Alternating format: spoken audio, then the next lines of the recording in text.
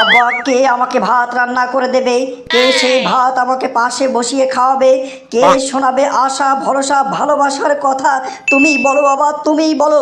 বয়স কি আমার কম হয়েছে? এখনো কেন তুমি আমার বিয়ে দিচ্ছ না আব্বা? তোর কত বড় সাহস রে কেলটু, তুই এলাকায় এলাকায় মস্তানি করি বেড়াস, তোর নাম হচ্ছে কেলটু মস্তান, সেইটাও আমি মানিয়ে নিছি। আর তুই আমার সামনে আছে ঘরের মধ্যে যাত্রার ডায়লগ মারতেছিস, সেইটাও আমার মানতে হবে।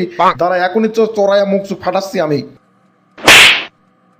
আরে যাত্রাপালার নায়ক হব রে, আমি যাত্রাপালার নায়ক হব।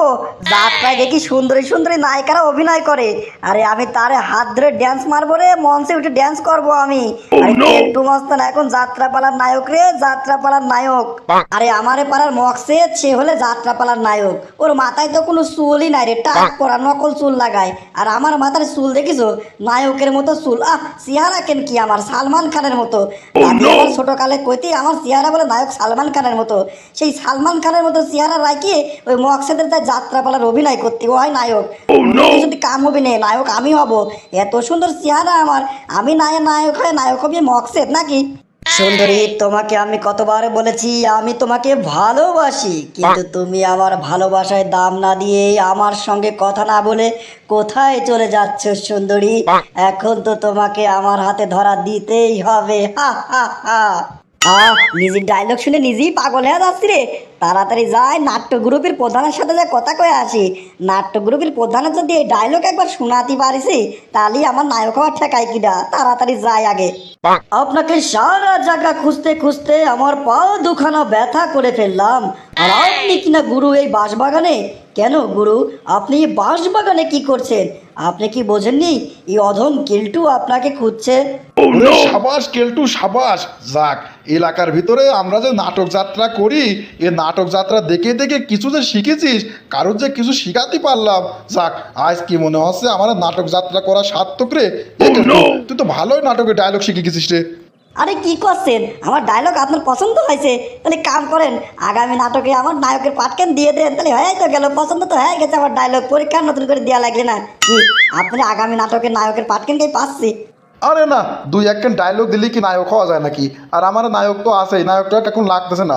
তুই এক কাম কর কেলটু, তুই প্র্যাকটিস ভালো করে চালা যা। যদি তোর প্র্যাকটিস ভালো হয় তাহলে ভাবি চিন্তে দেখবো না। এখন আপাতত নায়কের পাটকেন তো দেওয়া যাচ্ছে না, নায়কটা আমার আছেই। না না না, হতেই পারে না। এই কেলটু থাকতে কিনা নাটকে নায়কের পাঠ করবে অন্যজন, আর আমি এটা বসে বসে দেখব? এটা আমি কিছুতেই মেনে নিতে পারবো না চাচা। আগামী নাটকের পর্বে আমাকেই নায়কের পাঠ দিতে হবে। এই কেলটু থাকতে কিনা অন্যজন করবে নায়কের পাঠ, সেটা এই কেলটু কিছুতেই মেনে নেবে না। এছাড়া আর কোনো রকম রাগানি যাবি না। এছাড়া রাগালি স্টেজে পশা ডিমারি ভরিয়ে ফেলবি নি। কিন্তু তোর অভিনয় কিন্তু সেই রকম হচ্ছে। তুই এক কাম কর, তোর এই প্র্যাকটিস চালা যা, বুঝতে পারলি? আর একটু ভালো হলি পরে তুই একদম পাকাপোক্ত নায়কের পাঠ করতে পারবি নি। আর আমার নায়ক তো রয়েছে, ও যদি কোনো রকম অসুস্থ হয় তাহলে ওর পরিবর্তে তোর ঢোকা দেবো নে। আর একবার যদি তোর ঢোকা দিতে পারি তাহলে মনে কর তুই পার্মানেন্ট নায়ক হয়ে গেলি। তুই যা বাড়ি চলে যা, বাড়ি যা একদম প্র্যাকটিসের উপর থাক, সব সময় প্র্যাকটিস করবি। এই তো চাচা, আপনার কথায় আমি খুব খুশি হয়েছি। আমি গেলাম তাহলে। আমি সব সময় প্র্যাকটিসের উপরেই থাকবো না। খাওয়া দাওয়া ওঠা বসা সব কিছুই প্র্যাকটিসের পর করবো। খালি নাটকের ডায়লগ আর নাটকের ডায়লগ। গেলাম চাচা। আব্বা কে আমাকে ভাত রান্না করে দেবে? কে সেই ভাত আমাকে পাশে বসিয়ে খাওয়াবে? কে শোনাবে আশা ভরসা ভালোবাসার কথা? তুমিই বলো বাবা, তুমিই বলো। বয়স কি আমার কম হয়েছে? এখনো কেন তুমি আমার বিয়ে দিচ্ছ না আব্বা? তোর কত বড় সাহস রে কেলটু, তুই এলাকায় এলাকায় মস্তানি করি বেড়াস, তোর নাম হচ্ছে কেলটু মস্তান, সেইটাও আমি মানিয়ে নিছি। আর তুই আমার সামনে আছে ঘরের মধ্যে যাত্রার ডায়লগ মারতেছিস, সেইটাও আমার মানতে হবে। তারা এখনই চড়াইয়া মুখ চুখ ফাটাচ্ছি আমি। ওরে মারে বাবা রে, গেলাম রে। আব্বা তো মারি আমার মুখ চোখ ফাটা ফেলেছে, আমি কি করবো রে? ওরে আব্বা সারি দাও, আব্বা সারি দাও। আমি আর এই নাটকের ডায়লগ মারবো না তোমার সামনে।